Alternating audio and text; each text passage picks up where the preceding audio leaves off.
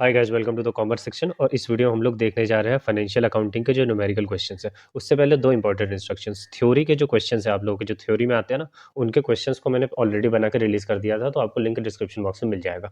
उसको प्रिपेयर कर लो। उसके अलावा कोई भी क्वेश्चन मेरे हिसाब से नहीं आने वाला है, उसी में से आएगा। उसमें अब मैंने आपको एसवाइल का कवरेज दे रखा है, प्लस जो पास्ट ईयर क्वेश्चन है ना, उनका भी कवरेज दे दिया है। इस वाली वीडियो में भी मैं आपको पास्ट ईयर क्वेश्चन प्लस एसवाइल के बुक का कवरेज पूरी तरह से करा दूंगा, तो आप लोगों को दिक्कत वाली बात नहीं है।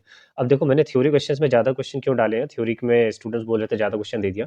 यूनिट 1 थ्योरी है आपका, यूनिट 2 पूरा थ्योरी है आपका, यूनिट 5 आपको पूरा थ्योरी है, और जो 2 यूनिट बचे हुए हैं आपको वो न्यूमेरिकल वाले हैं। तो न्यूमेरिकल में टोटल आपके मुश्किल से 10 से 15 क्वेश्चन है।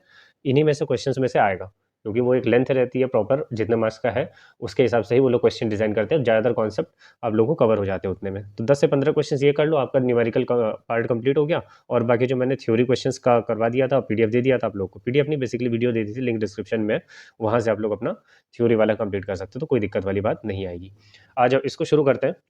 इसमें मैंने सोल्यूशंस आप लोगों को प्रोवाइड नहीं किया। अगर आपको सोल्यूशंस चाहिए तो प्लीज़ कमेंट सेक्शन में मेरे को बता देना कि आप लोगों को इसका सोल्यूशन चाहिए। जिस क्वेश्चन का सोल्यूशन नहीं मिलेगा मैं वो प्रोवाइड कर दूंगा। आ जाओ, पहला वाला जो क्वेश्चन आपको ट्रायल बैलेंस बनाना है, और आप लोगों को बैलेंस शीट बनानी है। ठीक है, ये एक पूरा क्वेश्चन है, ये बेसिकली एग्जाम का क्वेश्चन है आपके। ये एडजस्टमेंट्स है, और आपको बनाना पड़ेगा आपको trial balance plus balance sheet.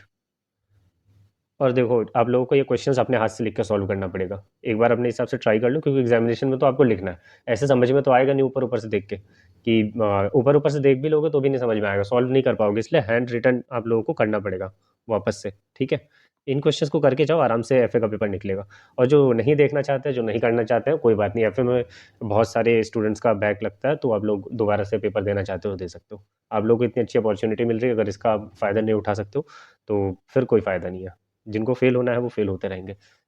इस वीडियो से और जो थ्योरी वाली वीडियो से सब पास हो जाओगे, इतना तो मैं श्योर हूँ। देखो, ट्रायल बैलेंस दिया है, ये भी एग्जामिनेशन का क्वेश्चन है आपके।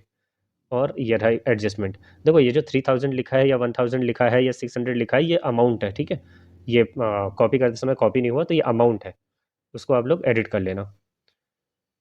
ये देखो, प्रिपेयर ट्रेडिंग अकाउंट और बैलेंस शीट, दोनों चीज़ें पूछी हुई हैं। इस वाले क्वेश्चन में भी आपको ट्रेडिंग अकाउंट पूछा हुआ है और balance sheet as on date. Trading account और बैलेंस शीट अकाउंट दोनों बनाने हैं आपको। ये देखो, ये रही एडजस्टमेंट आपकी। अच्छे से इसमें अमाउंट वगैरह आया हुआ है, तो इसमें आपकी कोई भी दिक्कत नहीं आएगी, कर लेना इसको।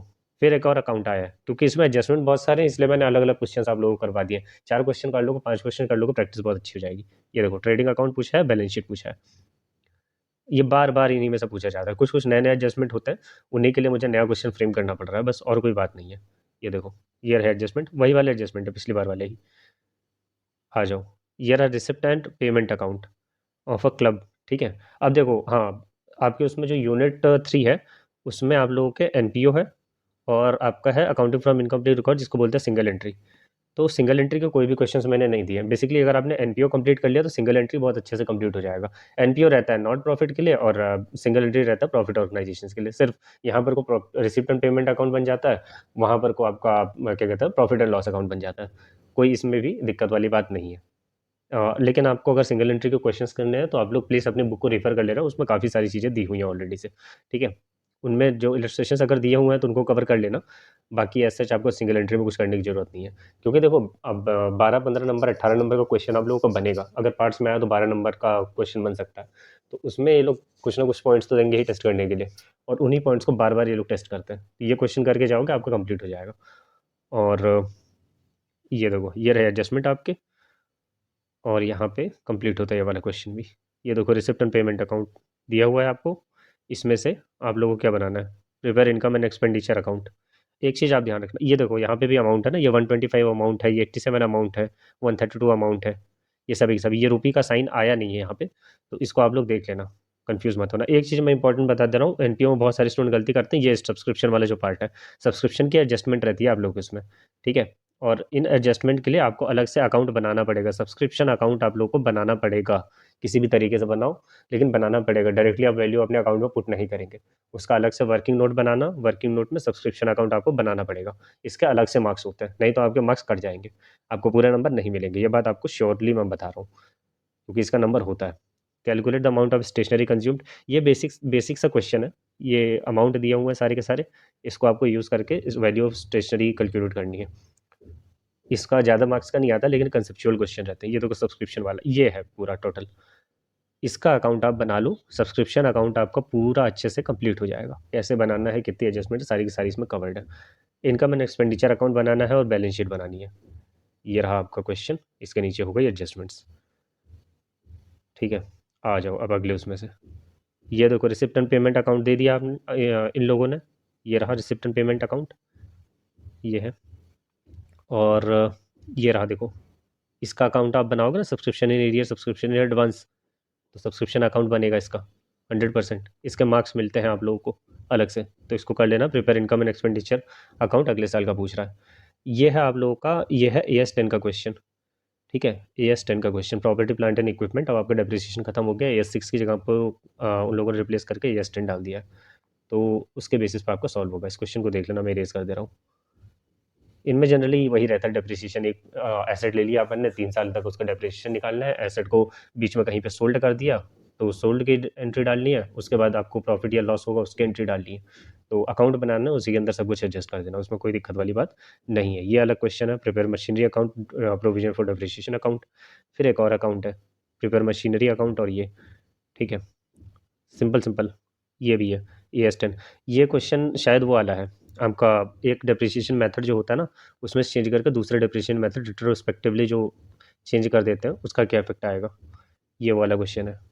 शायद ये SLM से WDV कर देते हैं ये लोग, तो इसको आप लोग देख लेना। बहुत ज़्यादा क्वेश्चन ये वाला पूछा जाता है। आ जाओ अगला क्वेश्चन देखते हैं हम लोग। ये वाले क्वेश्चंस को आप लोग कर लेना। इसमें बेसिकली 3 कॉलम बनते हैं ना, एक बनता है डेट का, फिर बनता है इस टाइप से।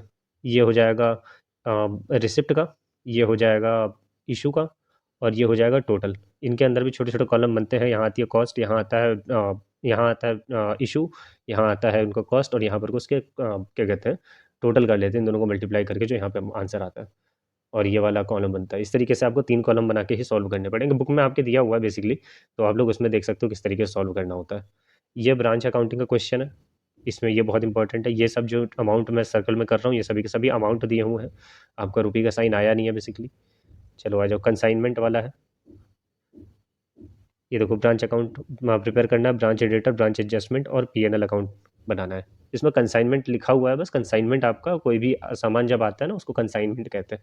इसमें कंसाइनमेंट अकाउंट यूज़ नहीं होगा आपका, ये ब्रांच अकाउंटिंग यूज़ होगा। ये एक क्वेश्चन है ब्रांच का, तो इसको आप लोग देख लेना। ये भी ब्रांच का क्वेश्चन है, इसको देख लेना। ये अमाउंट दिए हुए हैं जितने भी हैं, ये सभी अमाउंट है। तो ज़्यादा टफ वाला नहीं है, ये भी है। यहाँ IP का मतलब होता है इनवॉइस प्राइस, और ये सभी के सभी अमाउंट दिए हुए हैं, इसको आप लोग देख लेना। Debtor and stock and debtor system, ये क्वेश्चन बहुत बार पूछा जाता है। इनलैंड ब्रांचेस का है, ये आपका बहुत इंपॉर्टेंट है, ये बार बार पूछा जाता है आप लोगों से। ज़्यादा क्वेश्चन मैंने नहीं दिए हैं, लेकिन इतने ही क्वेश्चन जो है वो बार बार रिपीट हो रहे हैं अलग अलग तरीके से। तो आप लोग इसमें बिल्कुल भी लापरवाही नहीं करेंगे, इतना करके जाओ, बाकी एक्स्ट्रा पढ़ने की ज़्यादा जरूरत नहीं है। ये देखो, ये लीज वाले का है आप लोगों का, जो है चैप्टर था ना आप लोग, इसमें lease transaction concept and classification, उसका है। इसमें फाइनेंशियल लीज और ऑपरेटिंग लीज में एक थ्योरी क्वेश्चन बनता है। ये बहुत इंपॉर्टेंट रहता है, मैंने आपको थ्योरी वाले क्वेश्चन में इसको बता दिया था, तो आप इसको देख लेना एक बार। सॉरी, मैं इसको क्वेश्चन को दोबारा से देख के इरेज कर देता हूँ। वैसे आप लोग देखना चाहते हो तो पॉज करके भी इस वीडियो को देख सकते हो, स्क्रॉल तो मैं पहले ही कर देता हूँ। ये क्वेश्चन है डिपार्टमेंटल अकाउंटिंग का, इसको कर लेना। ये क्वेश्चन मैंने एक बुक में से उठाया था, जिसको आप लोग 10 ईयर कहते हो। एग्जामिनेशन का क्वेश्चन है बेसिकली, मुझे कहीं और क्वेश्चन मिल नहीं रहा था, तो मैंने वहीं से उठा लिया, क्योंकि ये इंपॉर्टेंट क्वेश्चन था। और एक और क्वेश्चन होना चाहिए, लास्ट होना चाहिए, और ये है। ठीक है, इसको आप लोग कर लेना।